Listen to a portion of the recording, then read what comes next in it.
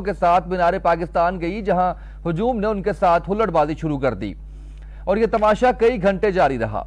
अवाम की एक बड़ी तादाद ने आयशा के साथ हमदर्दी का इजहार किया और सिविल सोसाइटी ने ऐसे वाकयात के सद्देबाब का मुतालबा किया। लेकिन चंद रोज कबल इस सारी कहानी ने एक नया रुख इख्तियार किया। आयशा इकराम ने इल्जाम लगाया कि उससे मीनार पाकिस्तान उसका साथी रैम्बो लेकर गया और वहां उसके साथियों ने मुझे हरासा करना शुरू किया। टिकटॉकर ने यह भी इल्जाम लगाया कि रैम्बो ने उसकी नाजीबा वीडियो ब्लैकमेलिंग के लिए इस्तेमाल की और वो रैम्बो को पिछले चंद माह से कई लाख रुपए दे चुकी है। इन इल्जामात के बाद पुलिस ने रैम्बो समेत 7 अफराद को हिरासत में ले लिया। अब इंकशाफात की बारी रैम्बो की थी। रैम्बो ने बताया कि उसके और आयशा के दौरान इख्तलाफात का आगाज इस बात पर हुआ कि आयशा मुबैना तौर पर गिरफ्तार अफराद से फीकस 5 लाख वसूल करके उन्हें रिहाई दिलवानी चाहती थी। रैम्बो के मुताबिक उसने इस मंसूबे का हिस्सा बनने से इनकार किया, जिस पर आयशा ने उसके खिलाफ बयान दिया। रैम्बो ने एक ऑडियो रिकॉर्डिंग भी पुलिस को दी जिसमें यही गुफ्तगू की गई थी। सवालात तो कई हैं, लेकिन एक चुपती हुई हकीकत यह है कि यह सारा ड्रामा जानबूझकर शोहरत के लिए रचाया गया। माजरा कुछ इस तरह से है कि आयशा और रैम्बो के आमिर सुहेल उर्फ रैम्बो जो उसका सहूलतकार है, उसके साथ टिकटॉकर है, उसकी कैमरामैनी करता है, इन दोनों ने मिलकर जो प्रोग्राम बनाया वो वाज़ेह तौर पर दोनों का प्रोग्राम सामने आ चुका है कि इन दोनों ने और इन दोनों के नाजायज़ ताल्लुकात थे। जब रैम्बो को पकड़ा गया तो रैम्बो ने यह भी कहा कि मुझे नहीं मालूम मुझे भाई किस लिए कहा गया है, शायद ये प्रेशर की वजह से आयशा ने मुझे भाई कह दिया और उसने तस्लीम किया कि हमारे नाजायज़ ताल्लुकात हैं इस हवाले से। उसके बाद रैम्बो ने चूंकि थाना लारियंडा 2-4 दिन पहले आयशा अकरम की तरफ से एक तमीमा बयान सर कहते हैं उसको, एक FIR में अगर कोई चीज़ रह जाए तो उसे तमीमा बयान कहा जाता है। उसने एक तहरीरी दरख्वास्त DIG इन्वेस्टिगेशन शारक जमाल साहब को दी जिसमें उसने वाज़ेह लिखा कि रैम्बो का ये प्रोग्राम था। टोटल उसने अपने केस का जो पलंदा था वो रैम्बो पे डाल दिया और अब वो 6 मुल्ज़म नहीं बल्कि 1 मुल्ज़म उसने बना दिया।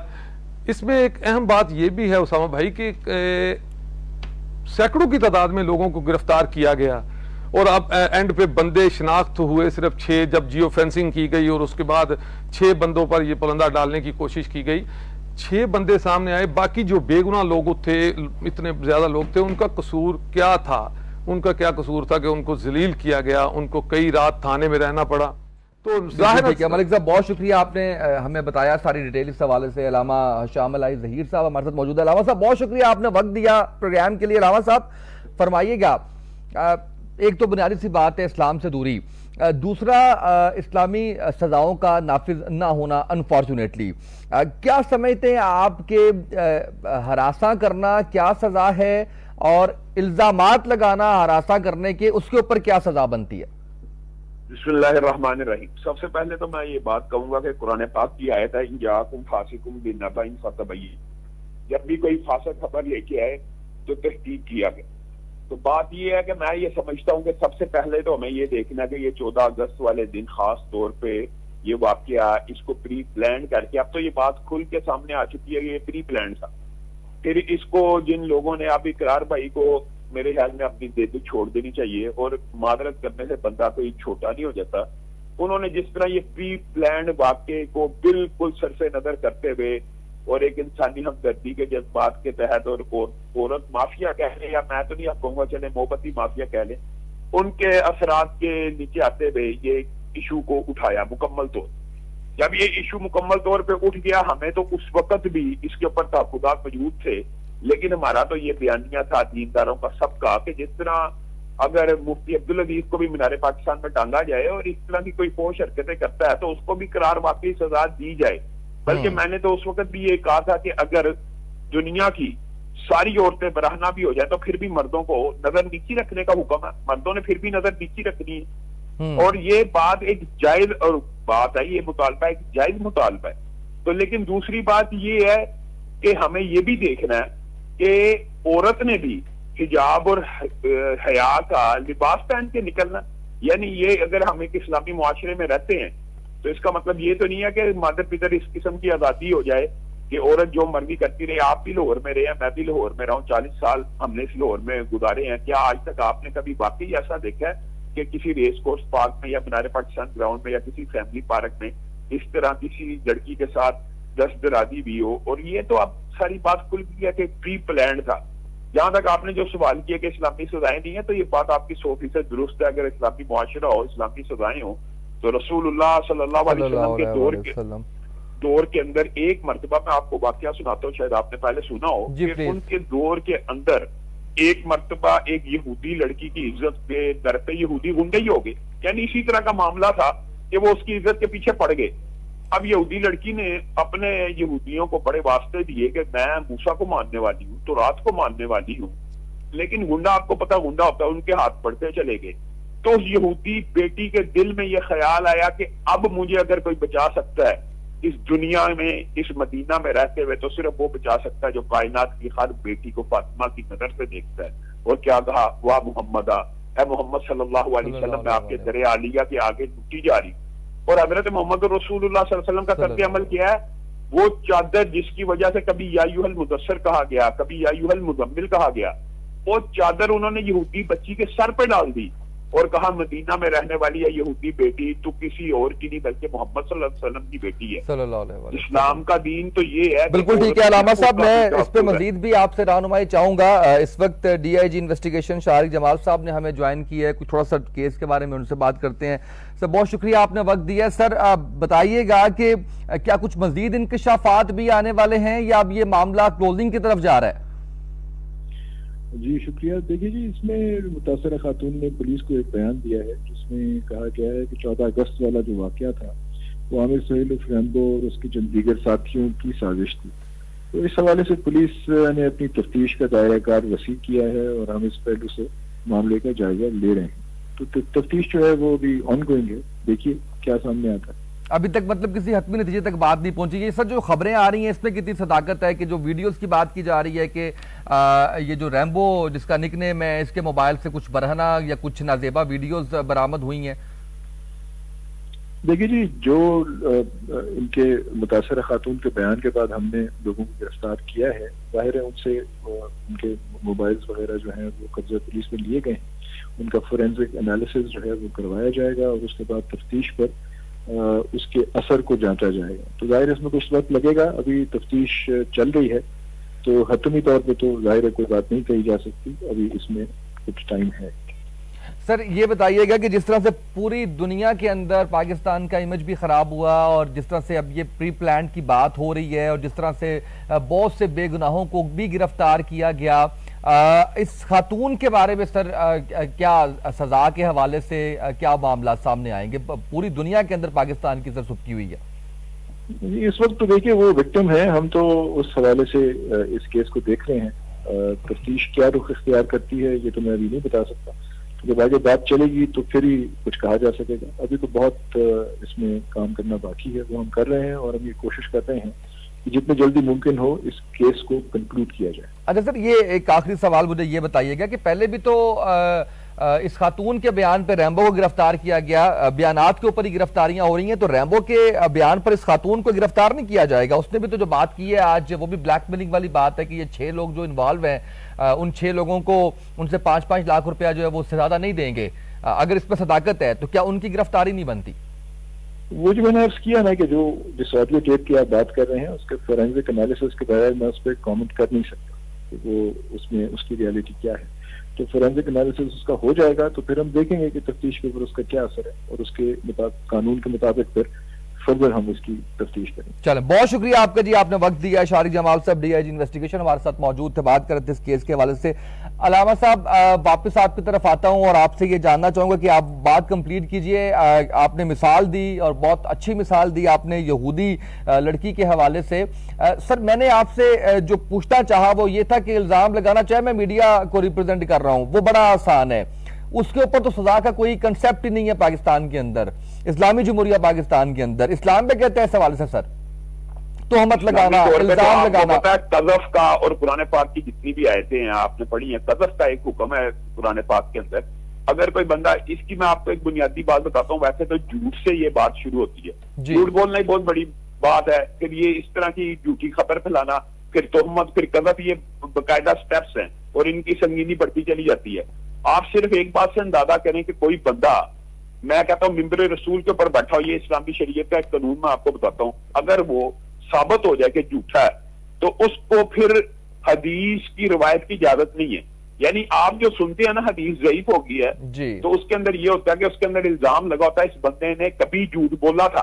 तो एक बंदे ने जिंदगी में कभी भी झूठ बोला, उससे रसूलुल्लाह सल्लल्लाहु अलैहि वसल्लम की बात लेना इस्लामी असूल के मुताबिक जायज नहीं। और यहाँ पे तो कज़फ का मामला, ये जो तोहमत होती है, ये बहुत बड़ा इल्जाम होता है। इसकी सजा आपको पता शरीयत में 80 कोड़े तक है। ये हमारे जो भाई हैं DIG शारक जमाल साहब, ये तो चले कानून की पचीसी और पाबंदियों में फंसे हुए हैं, लेकिन ये जबरदस्त काम कर रहे हैं। और मैं आपको एक बात बताऊं कि ये जो आपने भी इनसे सवाल किया ना कि 5 लाख रुपया, ये बात भी उसकी फोरेंसिक वगैरह जो भी आनी है वो तो बात की बातें हैं, लेकिन ये बात साबित हो चुकी है कि उन्होंने पहले 40 लोगों को, मुझे बताएं वो जो पहले 40 लोग थे, ये तफ्तीश बाद में होनी है, ये अलग बात है। जिन 40 लोगों की वो लड़की निशानदेही करती रही है उनमें कई बुजुर्ग लोग थे, 70 साल सर। हाँ, आप बताएं वो उनका क्या कसूर था? जब उसने खुद ही बयान दे दिया है, जब उसने बयान दे दिया मैं ब्लैकमेल हो रही थी, तो उनको दलील क्यों किया गया? उसके ऊपर तो अब विक्टिम सिर्फ नहीं रही, वो तो शारक साहब जाहिर है वो तो एक कानूनी FIR के तहत उसको विक्टिम कह रहे हैं, लेकिन वो जो एक बेगुनाह बुजुर्ग को 70 साल के निशानदेही करती रही है, नौजवानों की निशानदेही करती रही है, वो सारे तो बेगुनाह साबित हो ही गए हैं ना। तो इस तरह का इल्जाम तो आयशा के ऊपर भी, आयशा ने भी लगा दिया। और इससे भी बड़ी बात मैं ये कहना चाहता हूँ शारक साहब को कि आपके लाहौर का DIG साजिद कियानी साहब कितना कॉम्पिटेंट अफसर था, उसको इस वाकये के वजह से लाहौर से निकाला गया। आप मुझे एक बात बताएं, एक बंदे की रेप्यूटेशन, एक मिसाल दे रहा हूं, अब वो क्या गिल्टी से साजिद कियानी साबित हो गया? वो भी नहीं था गिल्टी। बिल्कुल ठीक। उनका मुदावा कौन करेगा? मैं ये आप बात समझ रहे हैं ना? मैं बिल्कुल समझ रहा हूं। वापस आता हूं, कौन करेगा? जी मैं आपकी तरफ वापस आता हूँ। मैं तो ये बात मानने को तैयार ही नहीं हूँ कि ये प्लान बना के किया गया होगा। वीडियो आपके सामने, उन्हें छेड़ा गया है, ठीक है, चाहे उनका पास जो मर्जी हो, चाहे उनका मकसद जो मर्जी हो, उनको छेड़ा गया है, इसकी सजा मिलनी चाहिए। उनका कैरेक्टर क्या है क्या नहीं है, इससे कोई किसी को सरोकार नहीं होना चाहिए। उनका मतलब मशहूर होने का था, हर टिकटॉकर का यही होता है, लेकिन छेड़े जाने का क्या आपके पास जस्टिफिकेशन? नहीं, जिस तरह से इन्होंने खुद कहा खातून ने कि वो जो मेरे साथ था वो रैम्बो, वो मुझे साथ वहां पर लेके गया, सारे उसके दोस्त वहां पर मौजूद थे। आप नहीं समझती कि ये चले उनकी तरफ से नहीं, लेकिन रैम्बो की तरफ से प्री प्लान था? जी, अगर रैम्बो की तरफ से प्री प्लान था तो रैम्बो को भी सजा मिलनी चाहिए। और उन तमाम जो वहां पे उस वक्त 400 लोग मौजूद थे जिन्होंने इनको बचाया भी नहीं, छुड़वाया भी नहीं, उन सबको मिलनी चाहिए। आप इस बहस में क्यों पड़ रहे हैं कि प्लानिंग थी या नहीं थी? बात यह है कि उनकी मर्जी, उनके कॉन्सेंट के बगैर उनके जिस्म को हाथ लगाया गया, विच इज रॉन्ग। आप इस बात पे ही रहे। कोई पाकिस्तान को बदनाम नहीं करना चाहता, कुछ पागल है जो पाकिस्तान को बदनाम करे। और छेड़ने छिड़वाने से कौन मशहूर होता है? जी मैं एक्टर हूँ, मुझे पता है ये शोहरत नहीं होती, ये सारी जिंदगी के लिए आप जलील हो जाते हैं जब आपके साथ ऐसा कुछ हो जाता है कि शायद आपके ही कसूर था, क्योंकि यहाँ पे यही समझा जाता है कि ऐसा तो हो ही नहीं सकता। क्या आपको नहीं पता? आप हर औरत से पूछे वो कभी ना कभी छेड़ी गई है। तो एक आदमी तो छेड़ने निकलता नहीं ना, बहुत सारे मर्द हैं। हमारा माशरा भरा हुआ है, इसमें ध्यान से देखे और बस कर दे एक्सक्यूजेस ढूंढना। ये होता है हमारे माशरे में, एक्सेप्टेड। अच्छा, ये जो 400 लोग थे पहले इसके अंदर नामजद, और उसके बाद सिर्फ अब 6 लोग आ गए हैं, वो 400 से फिर आप क्या समझ? देखिए ये तो जी पुलिस का काम है ना, गलत डायरेक्शन के ऊपर कर रही है, बिल्कुल गलत। और ये जो ऑडियो लीक हुई है इसके बारे में भी आप यही समझती हैं कि ये भी फेक होगी, जिसके अंदर कहा जा रहा है कि हर बंदे से 5 लाख रुपया लिया जाए और इनको जो है इनको आजाद कर दिया जाए? जी तो ठीक है, वो उनकी मर्जी है। अगर वो समझती है कि ये सजा काफी है तो ठीक है। अच्छा, अगर उनको लगा कि उनके जिस्म को हाथ लगाने की 5 लाख कीमत है तो वो पे कर दें। प्रेरोगेटिव। मैं और आप कौन होते हैं? हाँ ठीक है, मैं ठीक है ना, इसमें कोई नाजायज बात तो नहीं है ना, ये कानून के मुताबिक ही है। हाँ ठीक है, बिल्कुल सही है। बहुत शुक्रिया। ठीक है, काफी था मेरा। जी प्लीज कंप्लीट कीजिए। ठीक ठाक हो जी जी, कंप्लीट कीजिए। जी बस खत्म। मैं सिर्फ इतना ही कहना चाहती हूँ कि छेड़ने का किसी को हक नहीं, और कोई अपने आप को छुड़वाने के लिए घर से बाहर खातून नहीं निकलती। चलें, बिल्कुल ठीक हो गया। बहुत शुक्रिया, आपने वक्त दिया 7 न्यूज को। जी थैंक यू सो मच। मैं इस पे अफसोस का इजहार ही कर सकता हूं और कुछ भी नहीं कर सकता। अलामा साहब, गुफ्तगू सुनी आपने? बात ये है भैया, आप इसके ऊपर कमेंट तो मैं नहीं चाहता आप कमेंट करें, क्योंकि बड़ी मायूब बात है कि हम किसी के ऊपर कमेंट करें, लेकिन बड़ी हैरत हुई मुझे कि कोई छेड़े और छेड़ने के बाद 5 लाख रुपया मांग रहे हैं, वो उसका हक है। और वो ये कह रही है कि ये कोई सी नाजायज बात है। जो जिसने कलमा पढ़ा हुआ, जो मुसलमान है, वो इस बात के ऊपर बिलीव करता है, वो उसका इस बात के ऊपर यकीन है कि ये गुनाह है। अब उस गुनाह को वो कह रही है इसमें नाजायज बात कौन सी है? मैं कहता हूँ ज़ना बिर रज़ा भी जो है ना, ज़ना बिर रज़ा भी, वो भी इस्लाम का और कलमा पढ़ने वाली हर मुसलमान औरत, हर मुसलमान मर्द उसको भी संगीन नौयत का गुनाह समझते हैं। उसमें कभी आज तक किसी ने ये नहीं कहा ज़ना बिर रज़ा में क्या मसला है, कौन सी नाजायज बात है? ज़ना बिर रज़ा भी नाजायज है। ज़ना बिल जबर अगर के बहुत ज्यादा संगीन मामला होता है, हाँ, लेकिन कंसेंट के साथ भी गुनाह जो है वो होता है। हाँ, बिल्कुल, कंसेंट के साथ भी गुनाह ही है, वो जायज नहीं हो जाता कि कंसेंट हो। और दूसरी बात है, एक बात उनकी बात दुरुस्त है, अगर किसी ने छेड़ा है अवाम में से, उसको सजा जरूर मिलनी चाहिए, इस बात के हम भी कायल हैं, बिल्कुल। लेकिन जो बात आपने उनसे सवाल किया कि जिन्होंने इनिशिएट किया है, जिन्होंने एंगेज किया है, जिन्होंने प्लान किया है, वो आपको पता है बेसिक जो मेजर कल्प्रिट्स हैं इस वक्त वो हैं। और दूसरी बात ये, सबसे पहली बात उसने इल्जाम लगाया है 400 मर्दों ने छेड़ा है। अब वो खुद मान रही है कि 400 नहीं थे, 10, 15, 20, 25 है, ये तो उसने चंद दिन बाद कह दिया। और पुलिस बेचारी 400 बंदों को ढूंढती रही है वीडियोज में। जो उस वीडियो में नजर आ गया आपके सामने, वो बुजुर्ग 70 साल का सफेद दाढ़ी वाला, वो उधर मीनार पाकिस्तान अपनी फैमिली के साथ फिर रहा है, उसको पकड़ के अंदर कर दी है। और ये सबसे दुख की बात है, ये औरत शिनाख्त करती रही है। मैं कहता हूँ जिन्होंने छेड़ा है उनको करार वाकई सजा दी, ये तो इस्लाम पसंदों का मुतालबा है। लेकिन ये कहना कि ठीक है, अगर वो किसी को आजाद करना चाहती है 5 लाख रुपया दे के या 5 लाख रुपया लेके वो अपने आप को छुड़वाना चाहती है, उसमें नाजायज बात कौन सी? ये पाकिस्तान के लॉ में भी नाजायज है। इनको बहन को हमारी शायद ये पता ही नहीं था। ये पाकिस्तान के आइन में भी ये इसकी इजाजत नहीं है कि कोई 5 लाख रुपया दे के ये गुनाह कर ले या 5 लाख रुपया लेके गुनाह कर ले। ये अगर ये जायज होता तो ये सारे आपने जो छापे पड़ते हैं और पुलिस को बकायदा हदायत दी जाती है इनको बंद किया जाए इस किस्म के अड्डों को, वो अलग बात है। हमारी बस बदकिस्मती है, हम ऐसे मुआशरे में रहते हैं। नहीं, लेकिन मैं अलामा साहब थोड़ा सा इस पे बताऊंगा आपको कि कानून इसके ऊपर वाकई कुछ नहीं कहता। मुशर्रफ साहब ने जिस तरीके से औरत को आजादी के नाम के ऊपर कंसेंट के साथ कह दिया, ये जो छापे पड़ते हैं वो तो पुलिस अपने पैसे और अपनी दिहाड़ियां बनाने के लिए करती है। ये मतलब बात मैं इस पे मजीद बात आप तो कह सकते हैं जी। चले पे जाना है। बहुत शुक्रिया, आपने वक्त दिया। दीगर मेहमानों का भी बहुत शुक्रिया। जितनी भी इस वाक़े की मजम्मत की जाए वो कम है। जितना शर्मनाक ये काम हुआ, जितनी ज़्यादा सुबकी पाकिस्तान की हुई, जिस तरह से पाकिस्तान का इमेज ख़राब करने की कोशिश की गई, जितनी मजम्मत की जाए वो कम है। इसके तमाम एंगल से इस तमाम चीज़ का जायज़ा लेना चाहिए और साथ ही साथ जो इस सारे मामले के अंदर मुलव्विस है उनको करार वाकई सज़ा मिलनी चाहिए और इनको मुकाम इबरत बनाना चाहिए कि पाकिस्तान के नाम के साथ इस तरह से खेलना किसी को इजाज़त नहीं होनी चाहिए। आज के इस प्रोग्राम से इतना ही, इजाज़त दीजिए। अल्लाह हाफ़िज़।